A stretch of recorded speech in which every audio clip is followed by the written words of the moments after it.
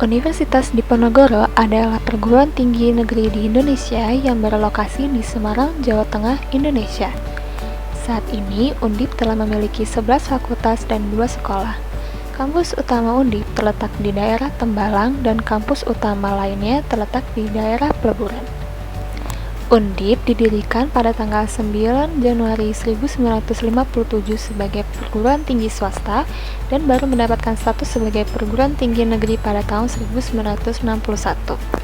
Berikut merupakan fakultas-fakultas yang ada di Undip, yaitu Fakultas Teknik, Fakultas Ilmu Sosial dan Ilmu Politik, Fakultas Ekonomi dan Bisnis, Fakultas Kedokteran, Fakultas Hukum, Fakultas Perikanan dan Ilmu Kelautan, Fakultas Psikologi, Fakultas Pertanian dan Peternakan, Fakultas Ilmu Budaya, Fakultas Kesehatan Masyarakat, Fakultas Sains dan Matematika, serta Sekolah Vokasi dan Pasca Sarjana.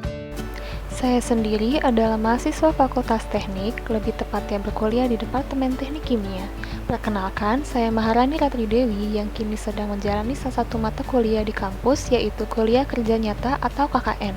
Saya sekarang menjadi salah satu bagian dari tim 1 KKN Undip periode tahun 2020-2021.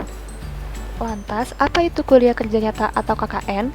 KKN Undip merupakan suatu bentuk kegiatan yang memadukan Tridharma perguruan tinggi, yaitu Dharma Pendidikan, Penelitian, dan Pengabdian kepada masyarakat dalam suatu kegiatan. KKN sendiri dijadikan salah satu mata kuliah wajib di Undip guna menciptakan kesadaran mahasiswa sebagai calon sarjana untuk memanfaatkan sebagian waktu belajarnya untuk bekerja, menyumbangkan pengetahuan dan ilmu yang telah dimiliki secara langsung dalam memecahkan permasalahan dalam melaksanakan pembangunan.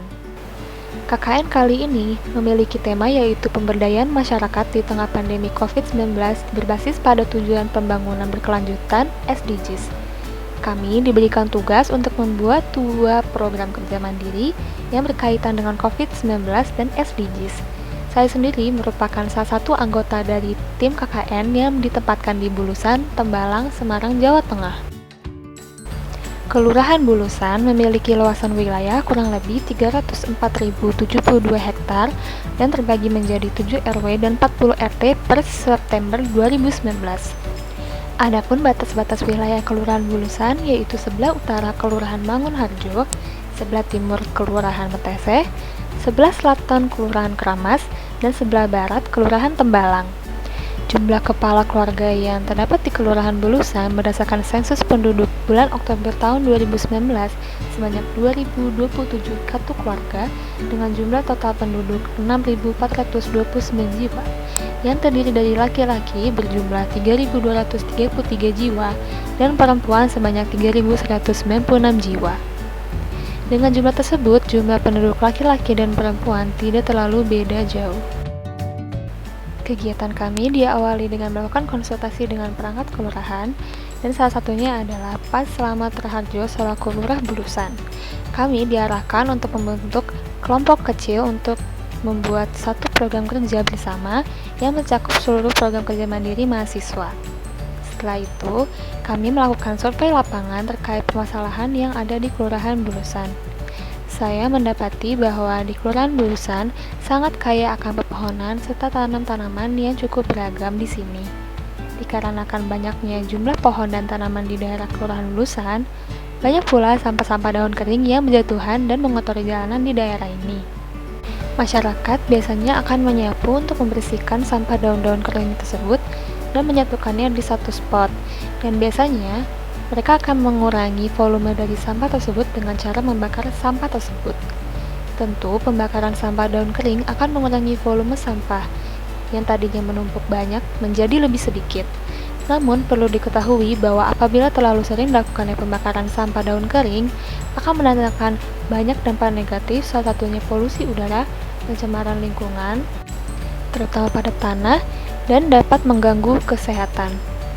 Masyarakat Bulusan dinilai belum mengetahui bahwa sebenarnya sampah daun kering ini dapat dimanfaatkan menjadi pupuk kompos yang dapat dibuat di rumah mereka. Mereka pun belum tahu manfaat dari pembuatan pupuk kompos ini terhadap tanaman serta pepohonan yang ada di halaman rumah mereka. Dari dasar inilah saya membuat program kerja gabungan dengan rekan setim saya, yaitu melakukan sosialisasi pemanfaatan pembuatan pupuk kompos dari daun kering dengan aktivator bakteri E4 dan dilanjutkan dengan pelatihan pembuatan pupuk kompos tersebut. Selain itu, semenjak diperbolehkannya masyarakat untuk membuka dan makan di rumah makan seperti dahulu, guna mengikuti masa pandemi di masa new normal ini, saya mendapati di beberapa spot tempat makan di daerah Bulusan masih belum ada tempat cuci tangan. Padahal selama pandemi COVID-19 ini, kita seharusnya mengikuti gerakan 5M, yaitu yang salah satunya adalah kita harus mencuci tangan dengan sabun dan air mengalir, atau apabila memang tidak ada, kita bisa menggunakan hand sanitizer. Dengan belum adanya alat cuci tangan atau hand sanitizer di beberapa spot tempat makan di Bulusan, maka dapat diketahui bahwa masyarakat Bulusan masih harus ditingkatkan kesadaran dirinya untuk mengikuti protokol kesehatan ini guna mencegah penyebaran COVID-19 terutama di daerah Kelurahan Bulusan.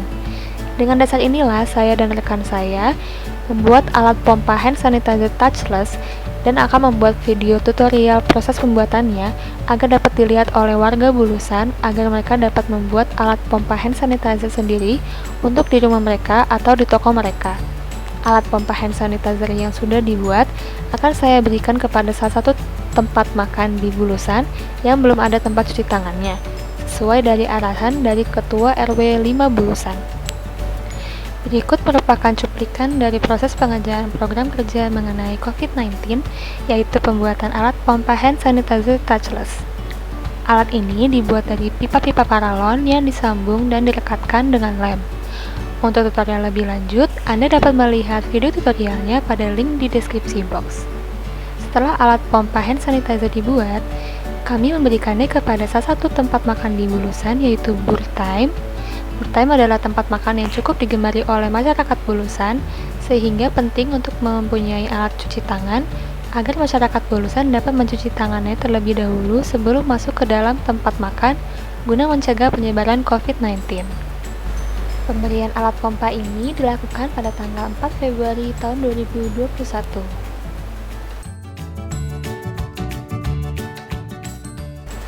Untuk pelaksanaan program kerja yang kedua, yaitu yang berkaitan dengan SDGs, kegiatan dilaksanakan pada tanggal 8 Februari tahun 2021 yang bertempatkan di Kelurahan Bulusan. Kegiatan ini dihadiri oleh ibu-ibu PKK yang merupakan target sasaran dari kegiatan kami. Kegiatan ini diawali dengan rapat koordinasi ibu-ibu PKK Kelurahan Bulusan, lalu disusul oleh kegiatan sosialisasi dan pelatihan dari mahasiswa KKN Tim 1 Undip. Ibu-ibu yang hadir diberi buklet dan leaflet mengenai materi yang mahasiswa bawakan dan dikemas dalam tote bag. Sosialisasi yang saya bawakan adalah dengan materi manfaat pemberian pupuk kompos dari daun kering dengan aktivator bakteri E4, di mana saya di sini memberikan edukasi tentang pemanfaatan daun kering yang dapat diolah menjadi pupuk kompos, nutrisi dan manfaat yang terkandung dalam pupuk kompos, dan dilanjutkan dengan pelatihan pembuatan pupuk kompos oleh rekan setim saya. Setelah itu, saya dan rekan saya memberikan alat dan bahan untuk membuat pupuk kompos kepada perwakilan warga Bulusan agar dapat digunakan untuk pembuatan kompos ke depannya. Kami juga membagikan sampel hasil pupuk kompos yang sudah kami buat sebelumnya sebagai referensi pupuk kompos yang sudah jadi.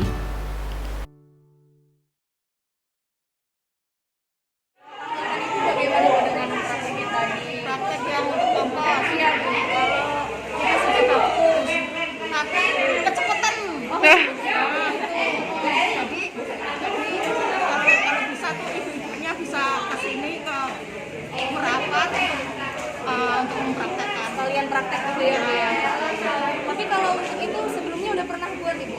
Kalau yang untuk kompos ini sudah pernah. Untuk yang dibuat dari KKN. Tapi kalau untuk yang cair ibu bikin sendiri. Oh, Ibu bikin sendiri dari apa, Bu? Dari sampah apa? Jamu. Dari sampah jamu. Tapi berhasil kira-kira berapa lama, Bu? 2 minggu sudah panen. 2 minggu sudah panen. Berarti bisa ya, Bu ya? Ya, tapi ibu nggak pakai tanah. Ada rak-raknya, ada sarangannya. Oh iya. Mungkin tadi ada bukletnya ya, Bu ya. Apakah mungkin bukletnya membantu tadi Bu sempat lihat-lihat atau bagaimana? Ya, kalau ini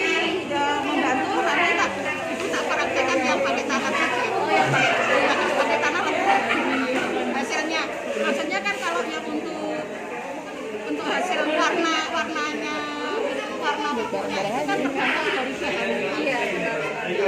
Terus hasilnya itu ibu aplikasikan ke tanaman atau Tanaman dikasihkan tetangga, tanaman juga sudah pernah juga. oh sudah pernah. Bu, berarti penjelasan kompos tadi cukup bermanfaat ya Bu? Iya. Alhamdulillah bermanfaat. Nanti kami serahkan ke teman-teman yang